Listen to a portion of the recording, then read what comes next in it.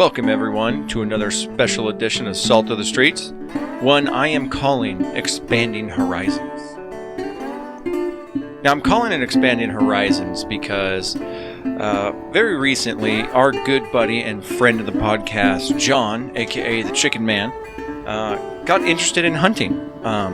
So we decided, my wife and I, Carolina, decided that we should do a backcountry hunt into south central Washington for black bear. And we should take John along and teach him the ways. So, hey guys, where are we at? We can't disclose that location. Oh, that's true. If it's a honey hole, we can't talk about it. But if it's total garbage, maybe we'll talk about it. Now, even though my wife does not necessarily hunt, this was her first time experiencing a backcountry hunt as well. And she was implemental in making sure that we got the footage we needed to bring to you right here. So, are you guys excited for today's hunt? The start of the hunt? Yeah, it's gorgeous out, and we only got about a mile in before we start hitting meadow, and then it's just time to find a nice comfy spot where we can see a lot and do some glassing. Nice. Do glassing. Now, I always prefer hunting the backcountry compared to a place you can necessarily drive up to. Mostly because it gets rid of some of the foot traffic on the way, and it just, as a fan of backpacking myself, it's just basically backpacking with a gun and an extra set of goals in your life. But the terrain is challenging. It can be tricky to get to where you want to make sure you have everything you need, but ultimately you can be greeted with views like this.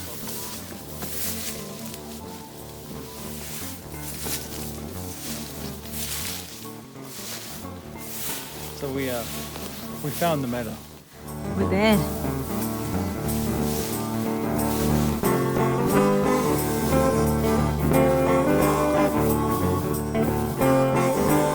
Now, this meadow wasn't exactly everything it was cracked up to be. Eventually, I'll tell you why here in a minute, but it was hot, humid, felt like a sauna. But either way, it was beautiful. We saw some gorgeous country. All right, so we learned something about the meadow, John. Absolutely. That the grass is about chest high. It's incredibly hard to walk through.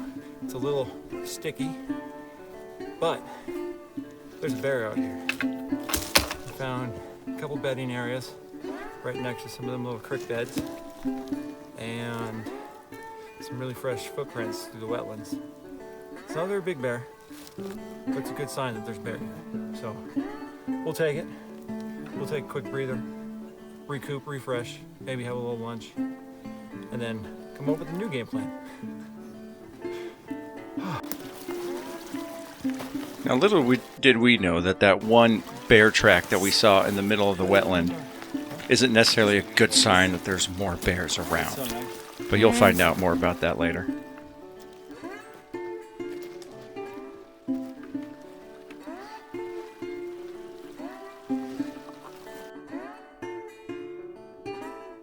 We found our water source, which just so happens to be in the same draw as the single glassing knob that we have around here. So we're probably going to find a place around here that might be semi-suitable to make base camp. A little far off of the non-trail, but we'll try to find something squirreled away back there. That way we can set up base camp and go up and do some glassing in the evening. It'd be great. Cool. Sounds like a plan.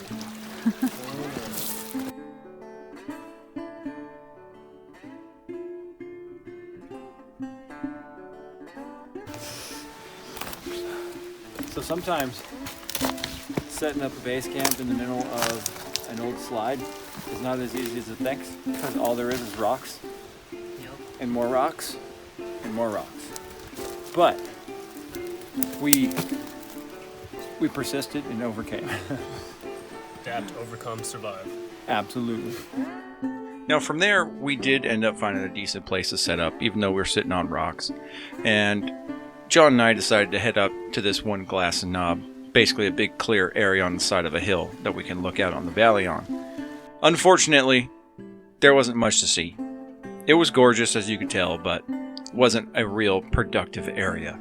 So that 2,000 feet of elevation that John and I scrambled up a nearly vertical slope ended up just being for fun. So it is day 2.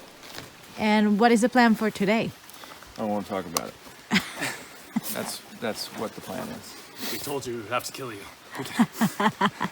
No, basically we came into an area there's no berries here. I mean, there's no bears here. The whole valley is full of berries. There's not a single bit of sign. There's nothing. There's no bears here. So we're going to... Huntable bears. I don't know. We saw one track in the middle of a wetland yesterday. And who knows how old that was, but it was a baby bear. Anyways, a Bruin, a baby bear. So we're just gonna get the hell out of this valley because there's a lot of construction maintenance work in through here over the last couple weeks. There's flag everywhere. People rolling around everywhere. So I don't think there's anything in here. So we're gonna hightail it and we'll see what happens. But welcome to hunting 101. Most of the time you fucking strike out. High highs and low lows, baby. Yeah, buddy. Oh yeah. Yeah, get up. Well, kind of bastardized that cougar track already. But yeah, you found a bunch of paw tracks along with these kind of older elk tracks. And we were going over kind of the difference between a bear and a cougar.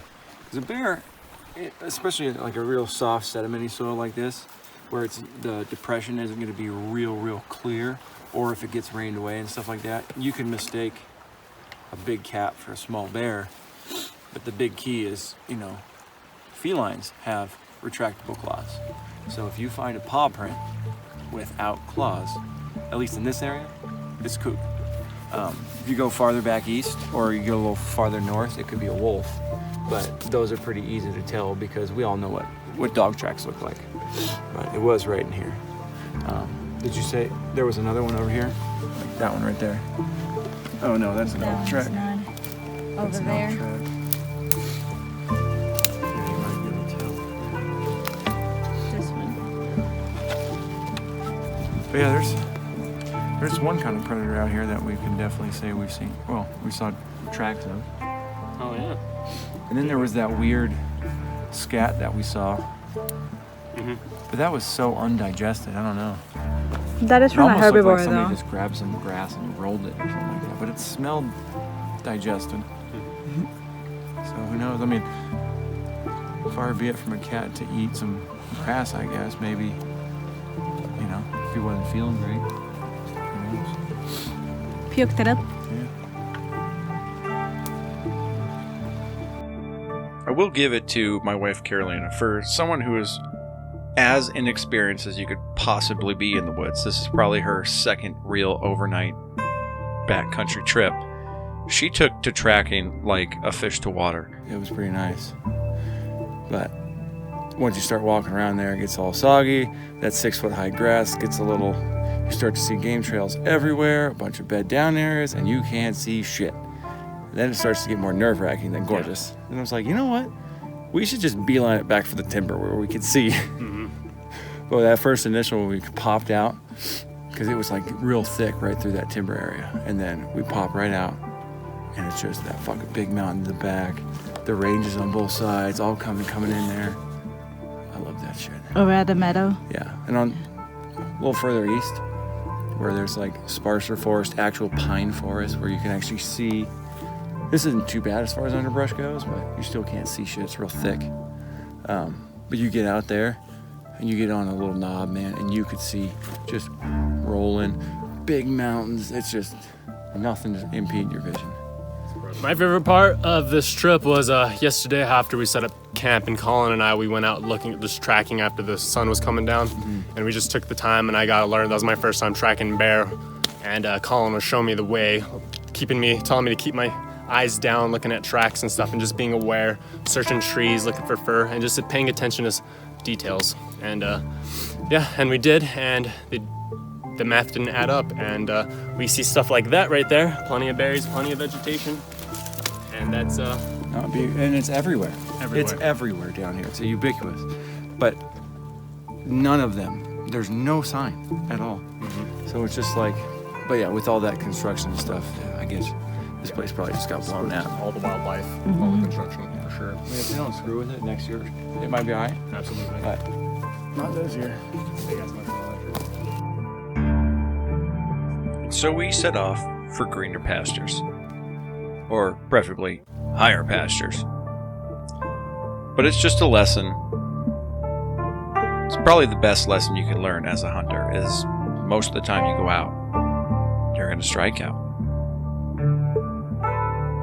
It's you against the elements, and most of the time, the elements win.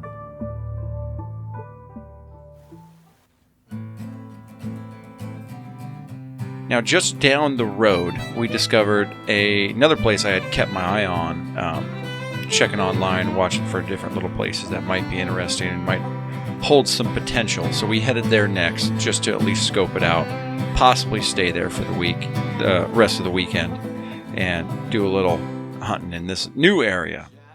Much higher elevation, it was about 3,000 feet higher than the last place we initially were. But the one thing we couldn't escape was the heat and the smoke from the wildfires. Say, Jack, man, it's okay. Now he's gone, and we're left to move along on without him.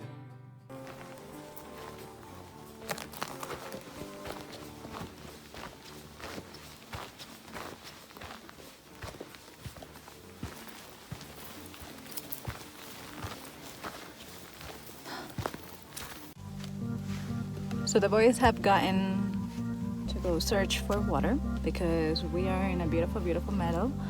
However, there's not much abundance of water.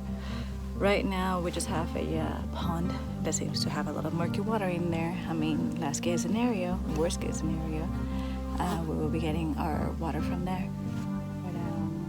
But yeah, we are searching for water before we go into our search for a bear. Right now we're just packing light. The guys went that way up there. Disclosure of the location, it's not happening. But yeah, we'll see if we can get something. We're gonna go light and we're gonna come back to this area and camp it out tonight here too, and head back home tomorrow, hopefully without bear in our freezers. So yeah, we'll see how this goes. Wish us luck. So we got all excited because we decided to come up to a different spot. This is actually just it's the draw south of the valley that we were. It's a much higher elevation. There's a lot of open meadow, which insert footage here. Now, as I alluded to before, water is always my #1 priority when I go into the backcountry. And in this particular situation, a very thin, very shallow, very dirty, stagnant pond, definitely not ideal for a long-term water source. What we're seeing here now is the abundance of game tracks that come in here to get their water. They probably urinate, defecate in the water, which again, not ideal if you're using that water source to survive. But we did find an abundance of tracks. Everything from elk, a single bare rear track from the rear legs, and an abundance of, we'll just call them very large canine tracks that appeared to be following the elk.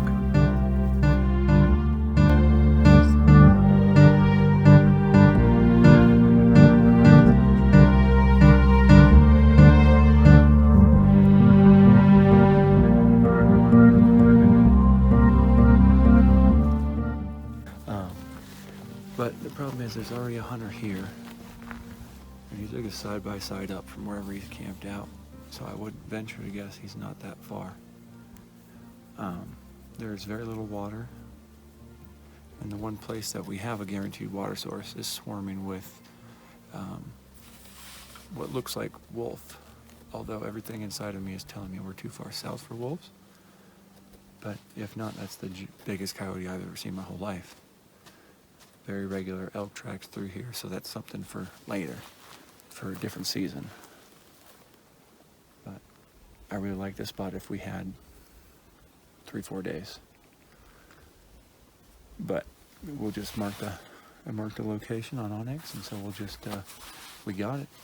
We'll take some notes. I got some pictures I'm going to throw on it, so I'll know. And might come poke around here for elk. And then maybe early next season, early August for bear.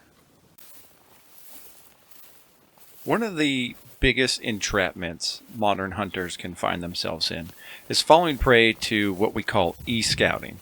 And this is where you use the modern technology we have, like Google Earth and the particular hunting app that I use, even for work, call it Onyx Hunt, which has a very detailed topography and mapping system and all that good stuff. But at the end of the day, just like the first meadow we saw, there's only so much you can do on the internet. Sometimes you just have to get out there and take a look at what's actually out there. See what the real conditions are and whether or not they're going to be conducive to a hunt. We saw lots of different tracks in here, right? So many. Oh, yeah. I mean, What do you see? the only thing we didn't see was bear. Let's put it that way. But very, very fresh. Could have been probably first thing this morning. What was fresh? This guy might have a small dog. Oh, sorry about that. Yeah. No, you're good. You're good. You might have a small dog. Yeah, he might have a small dog. I was thinking, like, if this guy had a dog, there's any tracks next to his car. I've checked. There's a few tracks. It's not really close to the car, but he might have a small dog. However, over there, I saw the same footprints over there, and they are not the small dog's footprints. No. It's like 10 times the size. Yeah. Yeah, and I took a picture of the footprints, and then I stepped next to it to see how far my foot pattern leaves, and that definitely goes a lot deeper than my. Oh, wow. Yeah. That's a big one. Well, that's fine. I mean, I like the idea of wolves being around here. I just this little kind of repair like this, I'm a little hesitant to do this right now. Just because if this guy takes a side by side up, he's camped down below, right? He's been here before. He's not that far. And I'd hate to blow out his spot, being a bunch of dumbasses coming in halfway through the day. It'd be one thing if there's nobody here, and we poke in and say fuck it, but. I don't want to. It's the last thing I would want to do as a hunter, and have some other dude roll up on my spot in the middle of the day. Yeah, he's probably up there glassing, probably watching us maybe. Like, Probably. And so I don't want to be a total asshole.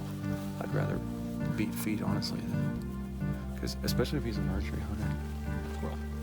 Oh yeah, there's a ton of chipmunks and stuff. But that we're just gonna call it a wolf because that's the way I feel about it. yeah, But you can see him following these elk tracks. yeah. So he's on the stop. Where are they?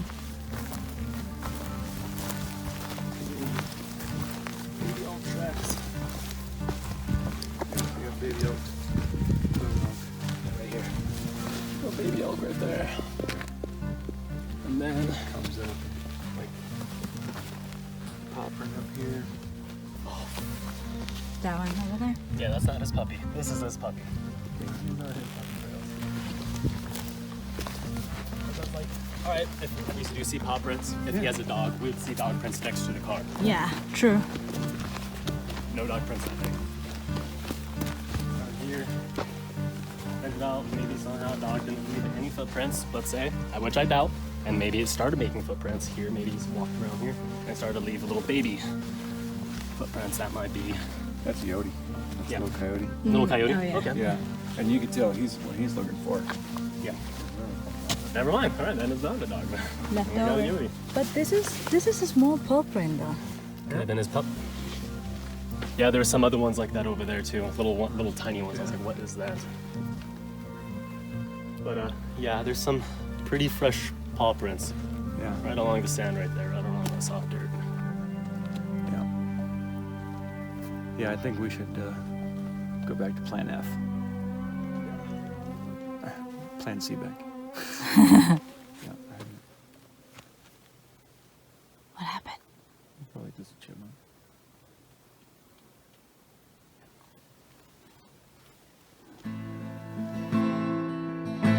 Now, before we took off, we did take a few moments to get lost in the beauty of this little meadow and lake. So what's the plan now? Going back to Plan C back. Back to plan C back? Yeah, we need to go to Plan C back. This was not a wasted opportunity though. This was a lot of good Insight? Like I'm coming back to this spot. Yeah. 100%. Just with enough time, the right preparation, the right weather. Standing there in that meadow, I mean, it just begs to be hunted. But lack of preparation, just jumping into a random spot. This is how we ended up back home, initiating Plan Seebeck. Basically, we just walk the logging roads, find a nice spot, looking for bear, sit out the last bit of the evening.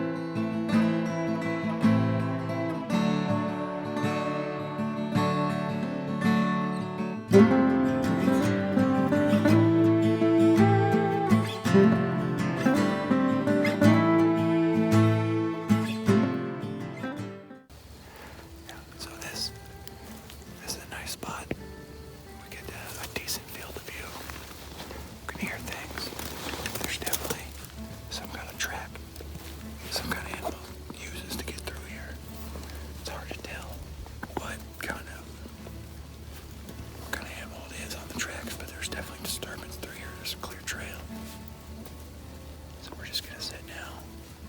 The sun's starting to go down. We got about an hour left before we gotta call it. We're just gonna sit and chill, I think. Take a listen. Watch. And hopefully we'll get lucky. Right now we're looking one direction. John's on the other side of the road. He's covering that side. But yeah, see what happens.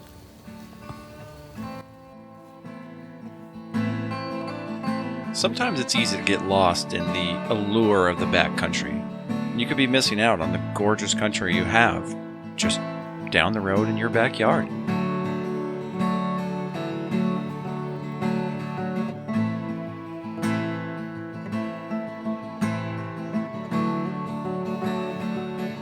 A lot of miles, a lot of country.